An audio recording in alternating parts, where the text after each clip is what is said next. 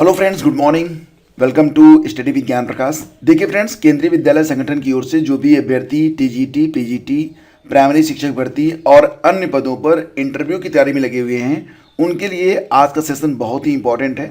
सबसे पहले तो आप ये समझिए कि अगर आप टीजीटी और पीजीटी के इंटरव्यू लेटर डाउनलोड करना चाहते हैं तो इसके लिए आपको एप्लीकेशन नंबर चाहिए और ये पासवर्ड डालने के बाद ये जो कैप्चा देख रहे हैं आप इसको डालेंगे, फिर आपका जो इंटरव्यू लेटर होगा वो डाउनलोड हो जाएगा। इंटरव्यू में कौन कौन से डॉक्यूमेंट्स लगेंगे ये बहुत ही इंपॉर्टेंट है, तो इसकी तैयारी आपको अभी से कर लेनी होगी, क्योंकि अगर इसके बगैर आप इंटरव्यू में शामिल हुए तो आप बाहर भी किए जा सकते हैं।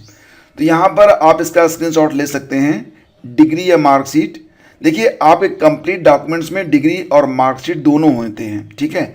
मतलब डिग्री भी चाहिए और मार्कशीट भी चाहिए, तो दोनों आपके पास होना चाहिए। अगर आपके पास डिग्री नहीं है तब भी आप इंटरव्यू में हो सकता है कि आपको रोक दिया जाए, तो डिग्री तो फटाफट बनवा लें अगर आपके पास अभी भी नहीं है, और पॉसिबल हो तो प्रोविजनल मत बनवाइएगा, जो बनता है ना परमानेंट वो बनवाइएगा। और हर सेमेस्टर या हर साल के लिए जो मार्कशीट होती है वो सब लेके जाइएगा। मार्कशीट अगर मान लेते हैं फाइनल की लेके जाते हैं आप, तो आपसे पिछली मार्कशीट भी मांगी जा सकती है और फिर ऐसी कंडीशन में आप इंटरव्यू से वंचित भी हो सकते हैं। इसके अलावा कुछ और भी जरूरी डॉक्यूमेंट्स हैं जिसकी तैयारी आपको कर लेनी चाहिए, जैसे कि आप यहाँ पर देख सकते हैं कि original certificates, marksheets starting from class 10th onwards mentioned in your application in support of your qualification, as and administrative experience. यानी कि कक्षा 10 से लेकर जो भी अभी क्वालिफिकेशन है, जो भी आपने वहाँ पर दर्शाया था, सारे डॉक्यूमेंट्स ओरिजिनल फॉर्मेट में आपके पास होने चाहिए, ठीक है।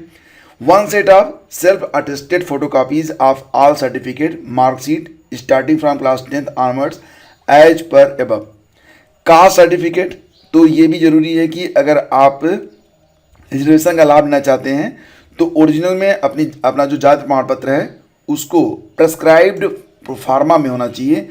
और ये जो प्रोफार्मा है ये मैं आपको टेलीग्राम चैनल पर भेज दूंगा, वहाँ से आप डाउनलोड कर सकते हैं। बायोडाटा होना चाहिए, इसकी 5 कॉपी आपको लगेगी, ठीक है। और caste certificate of OBC issued by the competent authority should be in prescribed proforma for applying in appointment to post under the government of India. समझ गए आप। एक अंडरटेकिंग भी चाहिए और इसमें लिखा गया है कि undertaking to the effect that in case of selection you are willing to posted anywhere in India. ये अंडरटेकिंग भी आपको देनी होगी। दूसरा पॉइंट है कि if any of the particulars stated by you in the application is on verification found incomplete और wrong, if you are found to have wilfully suppressed material. मतलब आप अगर कोई तोड़ मरोड़ करते हैं जो डेटा आपने दिया था और जो आपने कहा है, तो ऐसी कंडीशन में आपके साथ प्रॉब्लम होएगी और आपको बाहर किया जा सकता है। कोई टीएडीए आपको नहीं मिलेगा। केंद्रीय विद्यालय संगठन reserve the right of postponing और differing the dates of interview and NOC vigilance service certificate in prescribed proforma wherever applicable। तो ये सारे डॉक्यूमेंट्स आपके पास रेडी होने चाहिए और इसकी जो लिस्ट है वो मैं आपको टेलीग्राम चैनल पर प्रोवाइड कर दूंगा, वहाँ से जाके आप इसको देख के पूरी लिस्ट आप लोग तैयार कर लीजिए। और फ्रेंड्स, अब आगे बात करें तो यूपीपीसीएस 2023 प्रारंभिक परीक्षा 14 मई को होनी है। तो यहाँ पर एक बड़ी मुश्किल उन अभ्यर्थियों को आ रही थी जो अभ्यर्थी इस बार मतलब लगभग ओवर एज होने ही वाले हैं, उनके पास 1-2 चांस और बचे हुए हैं, लेकिन मतगणना में उनकी ड्यूटी लगा दी गई थी। यही वजह थी कि यहाँ पर बहुत सारे अभ्यर्थी ये डिमांड रख रहे थे कि परीक्षा को पोस्टपोन किया जाए। तो यहाँ पर आयोग ने उनके लिए एक अलग प्रकार की सुविधा जो है जनरेट की है, और वो ये है कि ऐसे अभ्यर्थी जो यूपीपीसीएस परीक्षा में शामिल हो रहे हैं तो उनको जो है मतगणना में उनकी ड्यूटी नहीं लगेगी, ठीक है। इसके लिए जो संबंधित जिले के जिलाधिकारी हैं उनको पत्र लिख दिया गया है और ये कहा गया है कि देखो, ये पत्र 29 तारीख को लिखा गया है, 29 अप्रैल को, ठीक है। 29 अप्रैल को सभी डीएम को भेजे पत्र में कहा गया है कि सम्मिलित यानी यूपीपीसीएस की प्रारंभिक परीक्षा जो 14 मई को होनी है, तो परीक्षा के लिए ऑनलाइन आवेदन करने वाले बहुत से सरकारी सेवकों ने आयोग कार्यालय में प्रार्थना पत्र भेजा है और कहा है कि उनकी ड्यूटी 13 मई को नगर निकाय मतगणना में सुदूर जनपद में लगी है, तो अपने गृह जनपद अथवा निकट जनपद में जहां परीक्षा केंद्र आवंटित है वो परीक्षा केंद्र में सम्मिलित संभव नहीं होगा, मतलब सम्मिलित नहीं हो पाएंगे।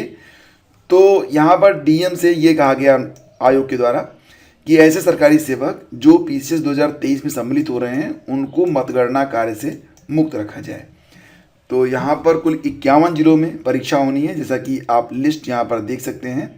और अगर देखा जाए तो यहाँ पर लगभग वही पुराने सेंटर हैं जो कि हर साल बनते रहे हैं, कोई भी नया सेंटर नहीं बना है।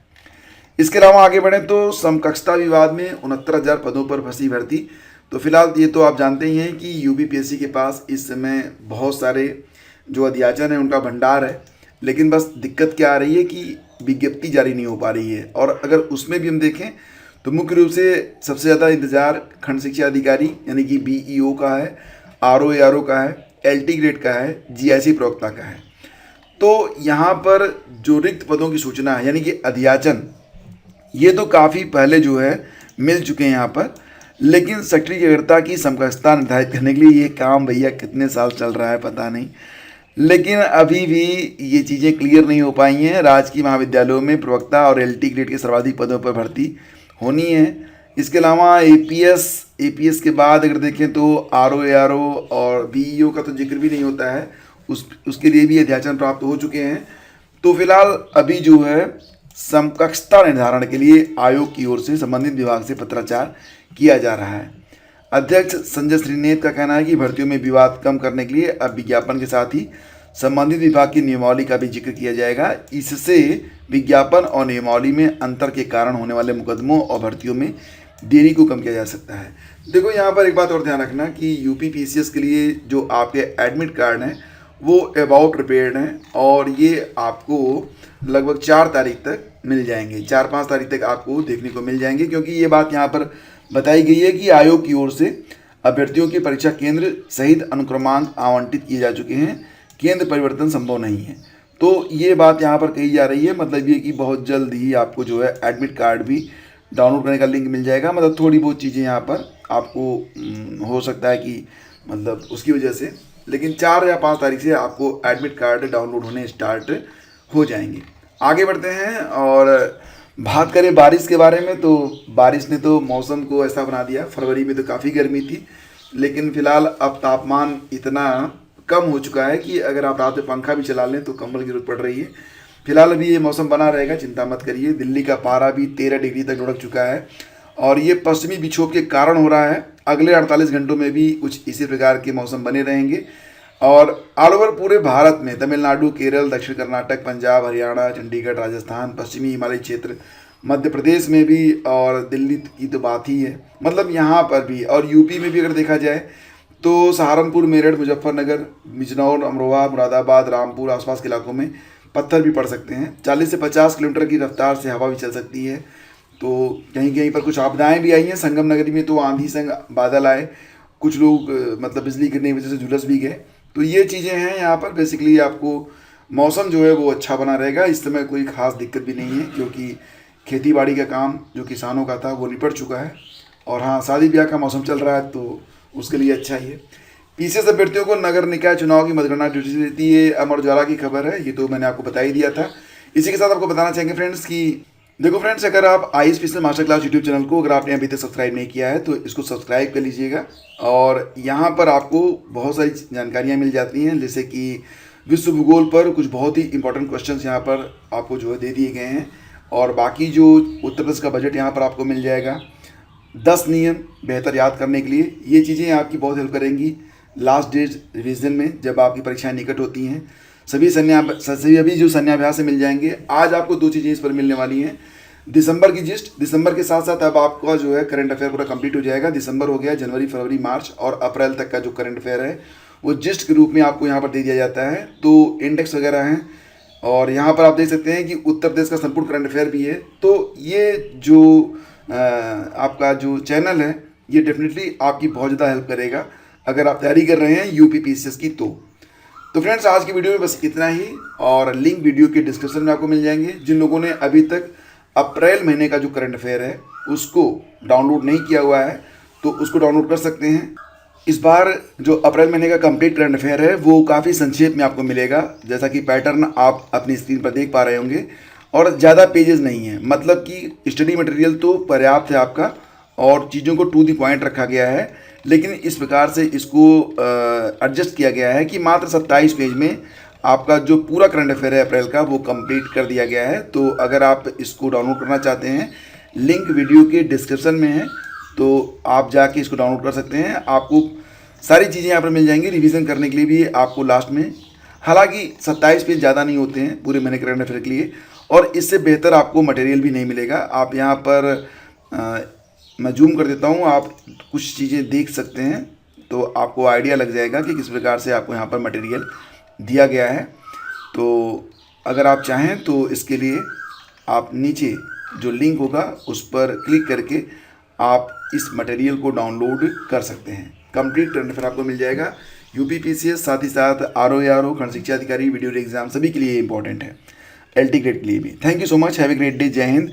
मिलते हैं आपसे दोबारा, तब तक के लिए आज्ञा दीजिए। और हाँ, अपनी स्टडी को जारी रखिए।